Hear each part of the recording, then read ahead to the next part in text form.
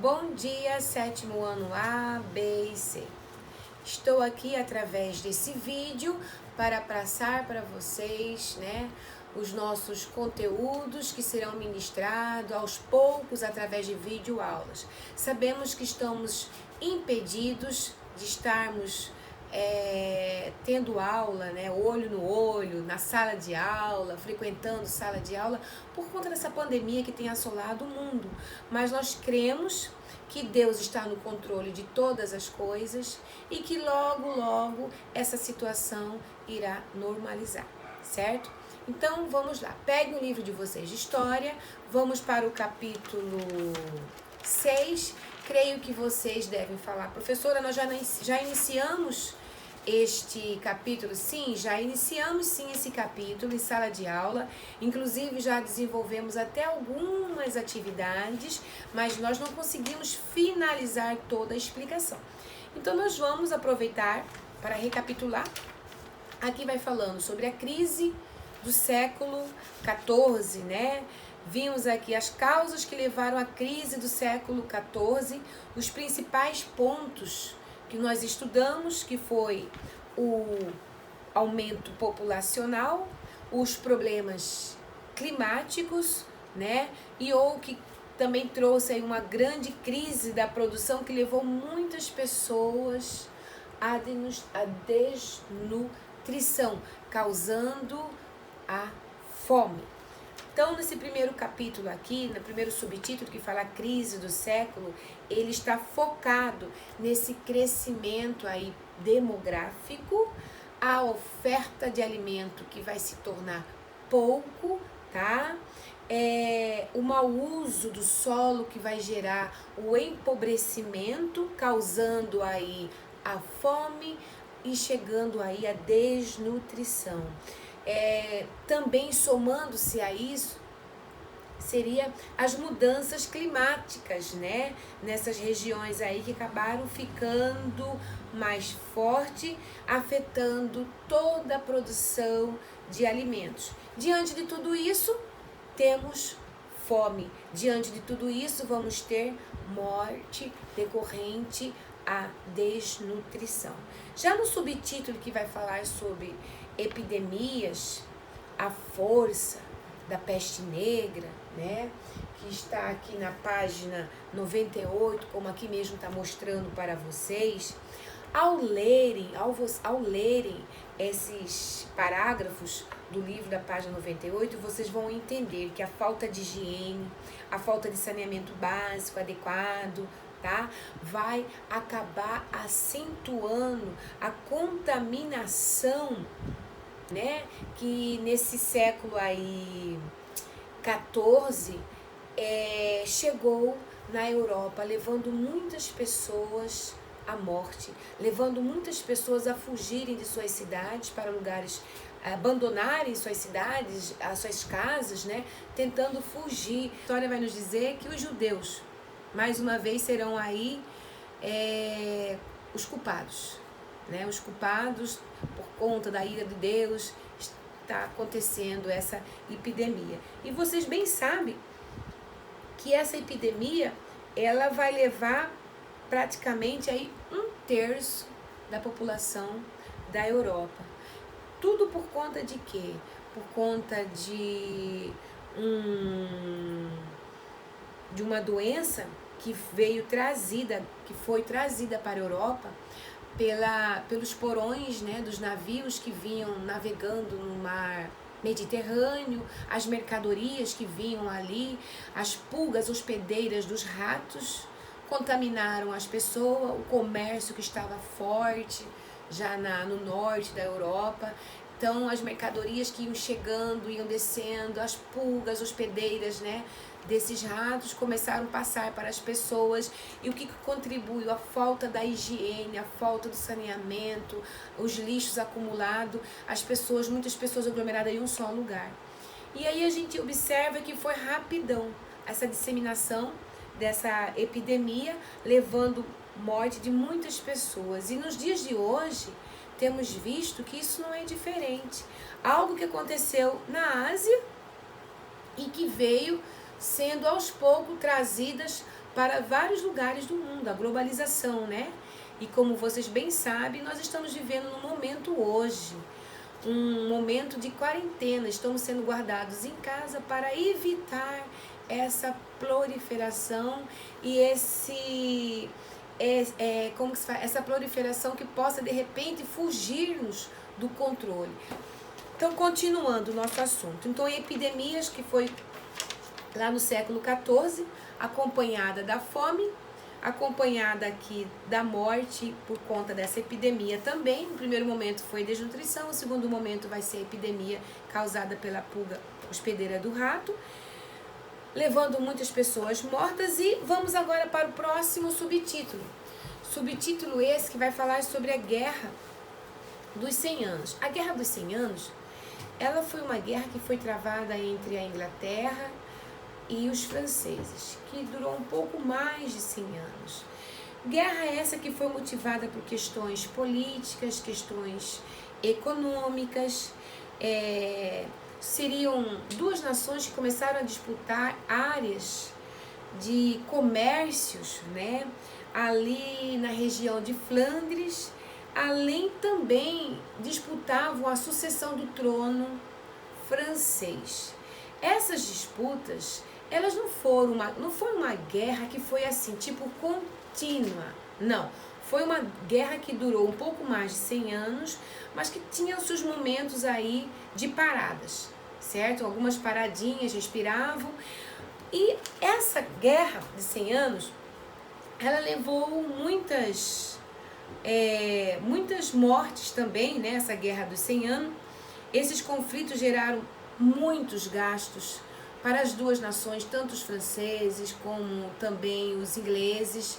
E a história vai nos contar a história da camponesa Joana d'Arc, que ela vai liderar, ela vai ser chefe militar de camponeses franceses que vão lutando aí pelos seus territórios franceses, juntamente com os franceses. E ela só tinha 19 anos, mas ela era muito respeitada, obedecida, né? Infelizmente, ela foi acusada como herege por alguns povos, né, contrário às suas lutas. E essa acusação levou ela a ser condenada pela igreja, pelo tribunal da Santa Inquisição. Ela foi queimada viva na fogueira, aos 19 anos. Hoje, a igreja, conta a história, a igreja reconheceu, né, que ela foi uma mártir. Ela foi canonizada pela Igreja Católica e no ano de 1920, hoje ela é a padroeira da França. Então isso aí, se a curiosidade bater, e é bom que bata mesmo, vocês podem irem lá para a internet, YouTube, estudar um pouquinho mais aí sobre a Joana d'Arc. Vocês vão saber um pouquinho mais das lutas dessa guerreira, que ela não esmoreceu, ela foi até o fim. Seus trajes como camponesa, na frente como chefe militar, ela se vestia como homem, ela cortou o cabelo, a vestimenta dela era como homem, e ela tinha assim um porte realmente de liderança, de uma verdadeira líder, sabe? Que conduzia, ela não era líder de mulheres não, ela era líder de homens que estavam guerreando, cuidando, né, os seus territórios, suas questões econômicas aí, na qual eles estavam disputando, certo? E aí o último subtítulo nosso desse capítulo vai falar sobre revoltas e descontentamento servis. Revoltas de quem? Revolta dos camponeses. Camponeses estes que já estavam sujeitos, que já vinham passando por uma situação de fome, né? Crescimento populacional, muitos abandonaram os feudos, os próprios feudos não tinham, a terra já não era fértil o suficiente para manter eles alimentados, já estavam passando por um momento de fome, desnutrição, e já existia essa questão aí da epidemia, passando pela questão da epidemia, e agora vivendo essa questão de guerras, né? Questão territoriais. E o que acontece? Os camponeses, os senhores nobres, os senhores feudais, como o feudalismo nesse momento da história estava perdendo já força, eles não abriram mão dos impostos, eles continuaram cobrando seus impostos da mesma forma como antes, quando não se havia fome, quando não se havia guerra, quando não se havia epidemia. E aí, quem é que vai sofrer? Quem é que vai estar trabalhando de uma forma mais exaustiva? São os camponeses. Só que nesse momento a história vai dizer que os camponeses já começaram a reagir e eles vão fazer aqui uma revolta que vai ser conhecida como a revolta dos jaquiqueires, né? Eles irão se revoltar contra os nobres camponeses, eles vão invadir, tá, os castelos, vão atear fogo e tentar matar algumas famílias desses nobres. É óbvio que eles vão ser barrados, né? Eles serão punidos. Inclusive os próprios nobres vão dar a eles aí um nome de Jacques, revoltas que até então era de jaquiqueiros, vão colocar já revoltas Jacques Borrome, que significa revolta de João Ninguém. Ou seja, os camponeses que não tinham onde cair mortos estavam querendo criar vozes naqueles momentos e serão ridicularizados por esses nobres. Só que, como é triste, né, a gente tentar analisar essa situação. Os nobres, na verdade, dependiam do trabalho desses servos camponeses. Eram os servos camponeses, os seus trabalhos exaustivos, que ajudavam a colocar o pão de cada dia na mesa desses nobres. E quando os nobres começaram a questionar, a reivindicar os seus direitos, né, para que diminuísse essa taxa tributária de impostos, eles não foram ouvidos, mas eles tentaram fazer valer a sua voz. Ateando fogo nesses castelos, matando alguns membros, foram punidos, severamente punidos pelos nobres, né? E assim reprimidos, tá? E derrotados pelos nobres. Ocorreram, sim, várias revoltas em outros países além da França, tá?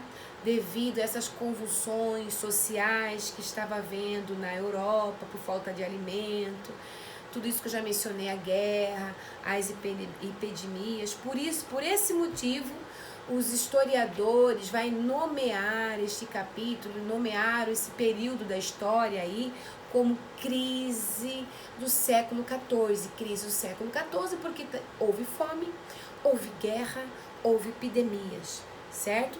E tudo isso levou a essa passagem aí do fim da Idade Média para o início da Idade Moderna, fim do feudalismo. Estamos falando aí da Baixa Idade Média. Sendo assim, nós finalizamos esse capítulo 6, que vai falar sobre guerra, fome e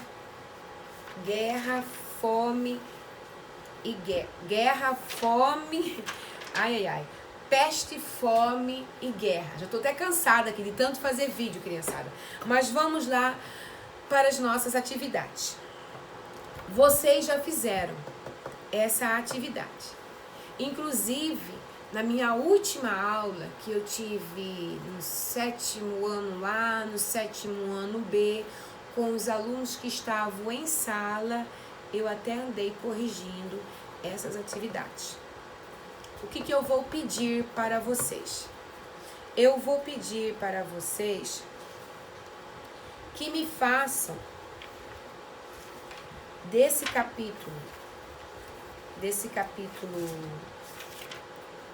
que eu acabei de ler com vocês, as atividades da página 103 à página 106.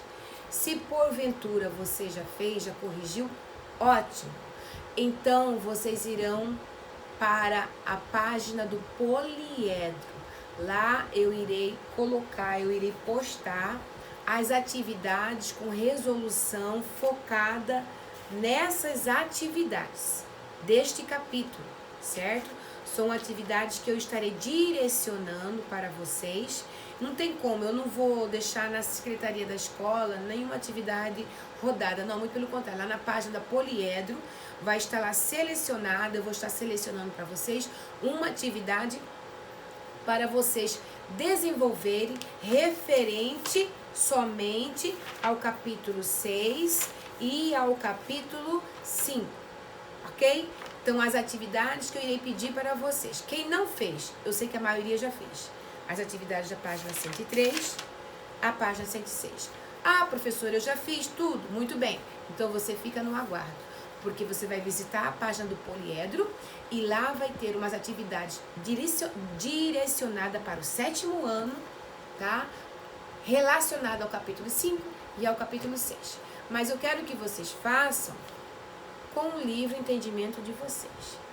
Porque lá também oferece a resolução. Eu não quero que vocês foquem na resolução, eu quero que vocês foquem no aprendizado de vocês. Porque se vocês procurarem dar o melhor de vocês, com certeza vocês vão assimilar melhor o conteúdo. Ok? Então, aqui eu termino essa minha aula desta semana, deixando a cada um de vocês um abraço, um beijo e crendo que logo, logo em breve estaremos juntos, tá? Um beijo no coração de cada um de vocês. Fiquem com Deus.